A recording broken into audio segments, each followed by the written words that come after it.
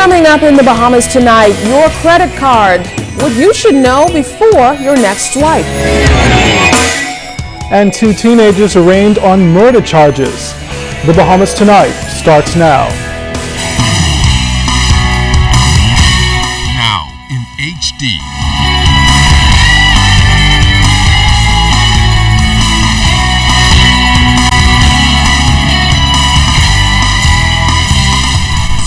Network presents The Bahamas Tonight.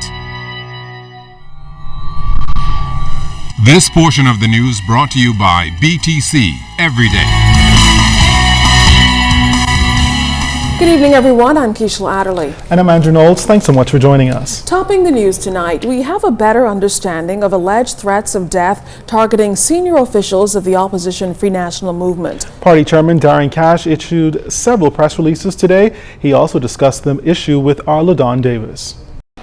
Chairman of the Free National Movement, Darren Cash, says members of the FNM are not intimidated by death threat letters received in the mail earlier this year. However, he says he's deeply concerned about the level of death threats targeting political figures. Essentially a threat against the party and called for all of us to resign. And as we indicate in the statement, we gave it some initial consideration and did not regard it as a serious matter, and in fact we thought it was a prank, but nevertheless the leader of the opposition did refer the matter to the police. This incident marks the latest in a series of high-profile incidents involving politicians. In 2008, the home of then-leader of the opposition, Perry Christie, was fired on in a drive-by shooting that highlighted the lack of security given to senior political figures. In early 2012, Tall Pines MP Leslie Miller was the victim of a snatch-and-grab attack that left him bloodied and shaken. And just this year, Deputy Prime Minister Philip Brave Davis and his wife were held up at gunpoint in their home.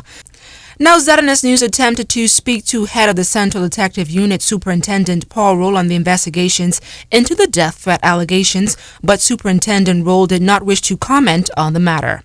LaDon Davis, ZNS Network News. 2 teenage boys before the magistrate's court today to face some serious charges. The 2 appeared before the chief magistrate this afternoon as they were charged with 2 of the country's murders this year. Tempers flared outside the South Street's Magistrate's Court Thursday as one of 2 teen boys was brought before the court to be charged with murder. 18-year-old Richard Hepburn of Holiday Drive in the orange shirt is believed to be behind the killing of 23-year-old Charlton Robinson. Robinson was stabbed outside a nightclub on Elizabeth Avenue on Saturday, June 14th. He died in hospital a day later. Also arraigned on murder charges Thursday was 18-year-old Jason Simmons of Thompson Lane. Simmons is accused of the shooting death of 35-year-old Nico Lloyd back in April of this year. It's reported that Lloyd was shot multiple times to the stomach and chest while sitting on a bench through Gibbs Corner off East Street. Now, due to the nature of the charges, both men were not required to enter a plea, neither was bail granted. Their cases will proceed by a voluntary bill of indictment, and the teens will return to court on August 22nd. Visibly agitated in court, a family member of Simmons questioned why he wasn't allowed to talk. But when asked by Chief Magistrate Joanne Ferguson Pratt if she wanted to say something, the woman, who identified herself as Simmons' sister, simply replied, "No, ma'am." The Chief Magistrate remanded the teen boys to Her Majesty's prisons.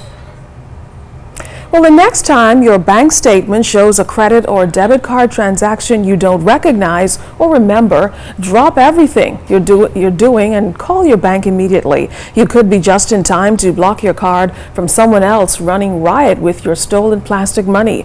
In this special report with our Charisma Robinson, we hear from an actual victim who got burned and how experts say it can be prevented.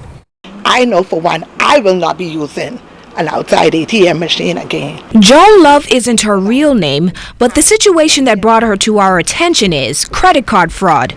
Joan learned her lesson about how easy it is to become a victim of credit card fraud the hard way last week after her card was used 5 times for dubious transactions worth hundreds of dollars in less than 2 hours.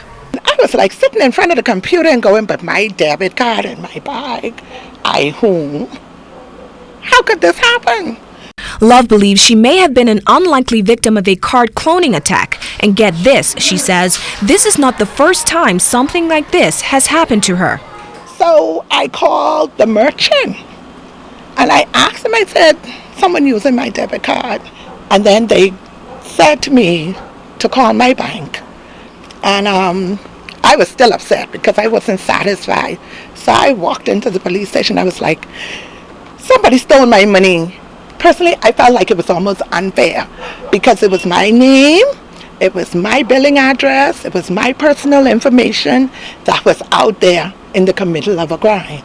Cloning is just one of the many ways card scammers can steal a person's identity. Some people say they're not going to use ATM. Let's be real. We're living in an automated society where computerized banking is what is happening. And I feel it is the bank's duty to educate us on how to protect ourselves. What does this cloning device look like? In this special report, we spoke with expert Aubrey Sherman, who specializes in fraud and risk management for Fidelity Bank's card services. With the ever-increasing frequency of credit card fraud and identity theft, Sherman says for the most part, Bahamians must be more responsible in such times we live. He says despite being the first Bahamian bank to introduce an early warning fraud system, the bank has seen its share of cases. Identity theft could happen to anyone. We in the banking arena want to ensure that we educate our customers in terms of how to protect themselves against fraud. Identity theft in its basic sense is fraud. It is deception. It is a person assuming the identity of another for the purpose of financial gain. You will find though that fraud is more associated with credit cards than any other particular product. So the best defense, in our opinion, here at Fidelity is an educated consumer. Sherman warned customers to be careful with their information and to not take their card security for granted. It's surprising that when we are at home, we can leave our cards knocking around. You know, Visa has introduced some interesting statistics. They've said that in most instances, fraud occurs either through a relative or a friend or at work, particularly as it relates to cards. So we want to make sure then that we partner with our customers and to keep them abreast that it's important to ensure that your cards are kept safe when not in use. Despite all of these suggestions, Sherman says the reality is anyone can be a victim of card fraud. Head of CDU, Superintendent Paul Roll, says even though banks can put in security measures and police can track down card scammers, the best protection against card fraud is information. It's this information Ms. Love wishes she had before her card was cloned. Charisma Robinson, ZNS Network News. Now, in Love's case, her bank did offer recourse, but she's left feeling violated, hoping that more education is made available on these crimes. Now, here are 4 additional tips for consumers while using ATMs, especially outside banks. Cover your PIN number with your hand. Use familiar ATMs and limit your visits. Check bank balances frequently and observe the ATM. You want to make sure that the card slot is legitimate and free of any unusual objects. Well, stay tuned for part 2 of Identity Theft. Is your card protected? Well, still ahead tonight, disaster preparedness on display. And BTVI presents its class of 2014. You're watching The Bahamas Tonight. This segment of the news is brought to you by Shell Quality Fuels.